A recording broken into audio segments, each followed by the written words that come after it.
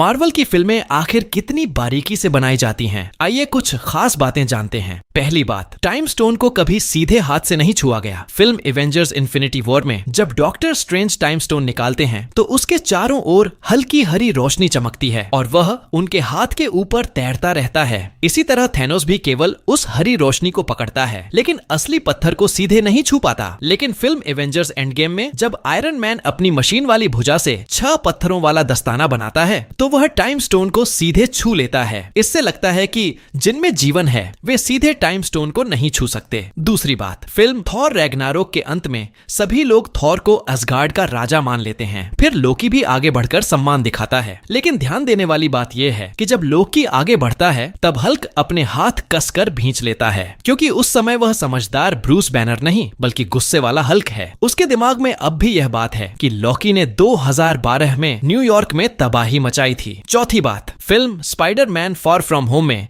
जब bread Peter को एक अजीब हालत में देख लेता है तो असल में वह महिला एजेंट उसे एक खास चश्मा देने आई थी, लेकिन ब्रैड ने तस्वीर खींच ली और एमजे को दिखाने का सोच लिया ताकि दोनों के बीच दूरी आ जाए। बाद में पीटर एडिथ की मदद से वह फोटो मोबाइल से मिटा देता है। लेकिन एक छोटी सी बात यह है कि जब टीचर बच्चों से कहते हैं कि वे ओपेरा देखने जाएंगे तो सब निराश हो जाते हैं, लेकिन ब्रैड एक कोने में खड़ा होकर मोबाइल चलाता रहता है। वह अब भी उस फोटो के बारे में सोच रहा होता है और पीटर को बुरी नजर से देखता है। ज्यादातर लोगों ने उस समय यह बात नोटिस नहीं की। पांचवी बात, फिल्म स्पाइडरमैन नो वे होम में जब पीटर ने नैनो वाला सूट पहना होता है तो उसकी परछाई भी सूट जैसी ही गोल दिखाई देती है, लेकिन जैसे ही वह सूट हटा देता है उसकी परछाई भी बदल जाती है। हम जानते हैं कि सूट कंप्यूटर से बनाया गया है, लेकिन मार्वल ने असली जैसा दिखाने के लिए परछाई में भी बदलाव किया। सच में यह काबिल तारीफ है। छठी बात, फिल्म थॉर रैग्नारोक में जब हेला पहली बार दिखाई देती है तो उसके कपड़े फटे हुए होते हैं और शरीर पर हल्के घाव भी होते हैं। इसका मतलब है कि उस समय उसके पास खुद को ठीक करने की ताकत नहीं थी, लेकिन जैसे ही वह असगार्ड पर कदम रखती है वह कुछ ही सेकंड में ठीक हो जाती है। पूरी फिल्म में उसका मुकुट भी बड़ा होता जाता है। इसीलिए ऑडिन ने कहा था कि वह असगार्ड से शक्ति लेती है। जितना ज्यादा समय वह असगार्ड में रहेगी उतनी ज्यादा ताकतवर बनती जाएगी। सातवीं बात, फिल्म आयरन मैन 3 के अंत में विलेन टोनी को जोरदार मुक्का मारता है। उस वार से आयरन मैन का सूट टूट जाता है और टोनी की शर्ट की बांह भी जल जाती है। पहले उसकी टी शर्ट बिल्कुल सही थी, लेकिन उस एक मुक्के के बाद सब बदल गया। इसी वजह से अंत में टोनी का एक हाथ बाहर दिखता है। आठवीं बात, फिल्म आयरन मैन 3 में जब टोनी का घर हेलीकॉप्टर से उड़ाया जाता है उससे पहले एक सीन में पीछे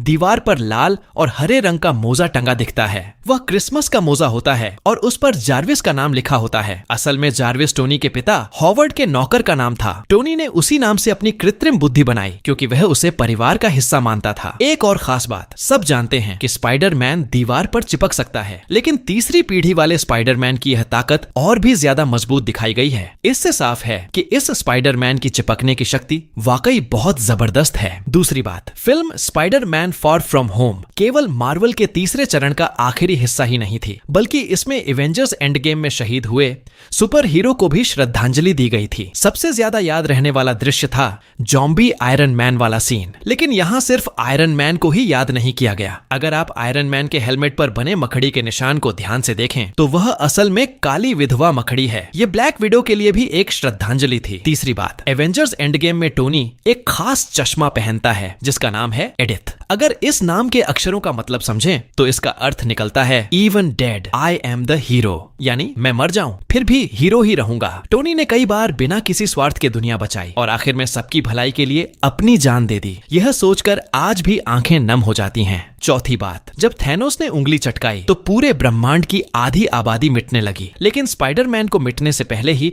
डर का एहसास हो गया था। वह टोनी से लिपट कर कहता है कि उसे अच्छा नहीं लग रहा। उसे पहले से खतरे का अंदाजा इसलिए हो गया था क्योंकि उसके पास स्पाइडर सेंस है। यह दृश्य देखकर बहुत से दर्शक रो पड़े थे। पांचवी बात, हम जानते हैं कि शुरुआत में टोनी अपनी छाती में लगे रिएक्टर से जिंदा था। फिल्म आयरन मैन 3 में उसने खुद को ठीक कर लिया था, लेकिन एवेंजर्स एंड गेम की अंतिम लड़ाई में जब वह रिएक्टर कैप्टन अमेरिका को देता है तो उसकी छाती पर पुराने घाव का निशान अभी भी दिखाई देता है। इससे पता चलता है कि मार्वल ने छोटी छोटी बातों का भी ध्यान रखा। छठी बात, आमतौर पर टोनी स्पाइडरमैन को मजाक में अलग अलग नाम से बुलाता था, लेकिन एवेंजर्स इन्फिनिटी वॉर में जब स्पाइडरमैन जहाज से गिरने वाला होता है तब टोनी पहली बार उसे उसके असली नाम से बुलाता है। इससे साफ है कि उस समय टोनी सच में डर गया था। वह मजाक करने की हालत में नहीं था। स्पाइडरमैन सच में टोनी के दिल के बहुत करीब था। सातवीं बात, कैप्टन अमेरिका सिविल वॉर में टोनी और स्टीव के बीच सोच के मतभेद के कारण लड़ाई हो जाती है। इसी वजह से दोनों की दोस्ती टूट जाती है। लेकिन फिल्म के अंत में स्टैन ली टोनी को एक पार्सल देते हैं। वह पार्सल कैप्टन अमेरिका ने भेजा होता है। उसमें एक फोन होता है। इसका मतलब था कि भले ही वह दूर हो लेकिन जरूरत पड़ने पर साथ देगा। बाद में एवेंजर्स इन्फिनिटी वॉर में जब खतरा बढ़ता है तो ब्रूस बैनर टोनी से कहता है कि पुराने झगड़े भूलकर कैप्टन अमेरिका को बुलाओ। टोनी थोड़ी देर सोचता है, फिर जेब से वही फोन निकालता है। इससे पता चलता है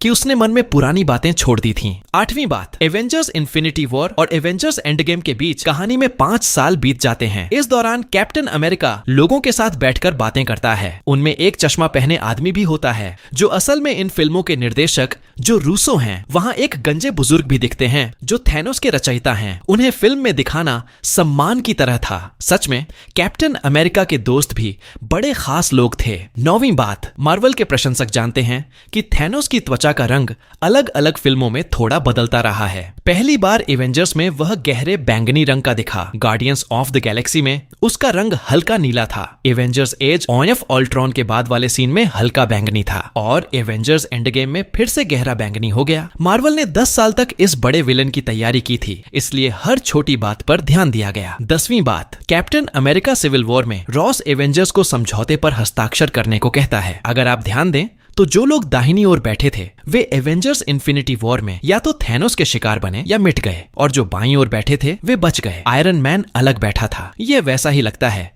जैसा एवेंजर्स इन्फिनिटी वॉर में टाइटन ग्रह पर उसका अकेला बैठना। शायद इसी वजह से कहा जाता है कि आयरन मैन ने अकेले 10 साल तक मार्वल को संभाले रखा। पहली खास बात, आयरन मैन 2 में टोनी के घर उसकी पुरानी वर्दियां रखी दिखाई देती हैं। मार्क 1 के नीचे लिखा होता है कि यह दोबारा बनाया गया है। इसका मतलब है कि वह असली नहीं बल्कि बाद में फिर से तैयार किया गया था। इससे पता चलता है कि टोनी भावुक इंसान था और पुरानी चीजें संभाल कर रखता था। दूसरी खास बात, आयरन मैन 1 में टोनी को पता चलता है कि मार्क तो ऊंचाई पर जाकर जम जाता है। वह इसकी कमी को नोट करता है और फिर अगली पीढ़ी की वर्दी मार्क 3 बनाना शुरू करता है। असल में हर नई वर्दी पिछली वर्दी की कमी को सुधारने के लिए बनाई जाती थी। हालांकि मार्क 3 अब ऊंचाई पर जमने वाली बर्फ की समस्या से परेशान नहीं था, लेकिन उसमें एक नई कमी आ गई थी। उसे उतारना बहुत मुश्किल था। बाद में जब मार्क 4 आया तो यह समस्या दूर हो गई। फिर भी मार्क 4 पूरी तरह परफेक्ट नहीं था क्योंकि उसे पहनने और उतारने के लिए एक बहुत बड़ी मशीन की जरूरत पड़ती थी। आखिर कोई हर जगह इतनी बड़ी मशीन तो साथ नहीं ले जा सकता। इसी समस्या को हल करने के लिए टोनी ने मार्क 5 बनाया। इस बार सूट को पहनने या उतारने के लिए किसी बड़ी मशीन की जरूरत नहीं थी क्योंकि मार्क 5 में अपने आप पहनने और उतरने की सुविधा थी। यह पूरा सूट एक छोटे से ब्रीफकेस के अंदर फिट हो जाता था। लेकिन बाकी सूटों की तरह मार्क 5 में भी एक कमी थी। इसमें बिजली से बचाव की क्षमता नहीं थी। पूरी तरह बेहतर सूट बनाने के लिए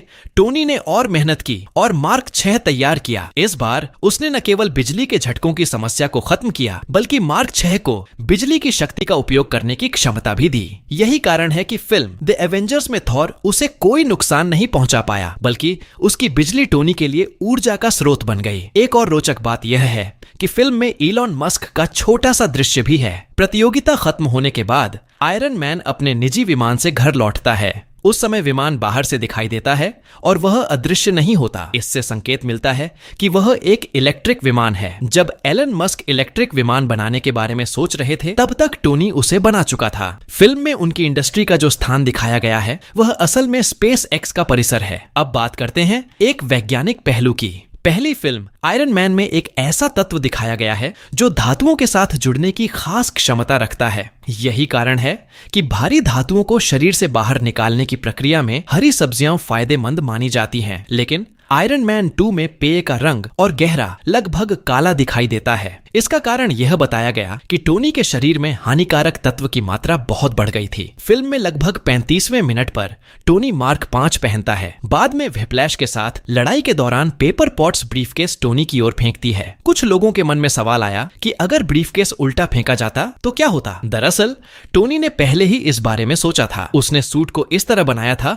कि उसका कोई भी हिस्सा सामने की ओर काम कर सके। जब वह ब्रीफकेस के एक हिस्से पर पैर रखता है तो दूसरी तरफ भी खुलने की जगह बन जाती है। यानी मार्क 5 का हर भाग सामने की तरह काम करता है, इसलिए उसे किसी भी तरह फेंका जाए वह सही ही काम करेगा। आयरन मैन की लड़ाइयों में एक खास बात बार बार दिखाई देती है। उसके शरीर का सबसे ज्यादा घायल होने वाला हिस्सा उसका बायां हाथ और बायां कंधा है। आयरन मैन में उसका बायां हाथ दीवार में फंस जाता है और बाद में टैंक की गोली से भी वही हिस्सा प्रभावित होता है। घर लौटने पर उसे बाएं हाथ पर बर्फ लगानी पड़ती है। आयरन मैन 2 में सूट पहनने से पहले ही उसका बायां हाथ जल जाता है और बाद में लड़ाई में भी वही हिस्सा बार बार निशाना बनता है। आयरन मैन 3 में भी उसके बाएं हाथ पर चोट लगती है और अंतिम लड़ाई में उसका बायां हिस्सा बुरी तरह क्षतिग्रस्त हो जाता है। एवेंजर्स एज ऑफ अल्ट्रॉन में हल्क उसके सूट के बाएं हाथ पर हमला करता है। कैप्टन अमेरिका सिविल वॉर में चोट की वजह से उसे दिक्कत होती है। हवाई अड्डे की लड़ाई में भी उसका बायां हाथ फिर से चोटिल हो जाता है और बाद में उस पर पट्टी बंधी दिखाई देती है।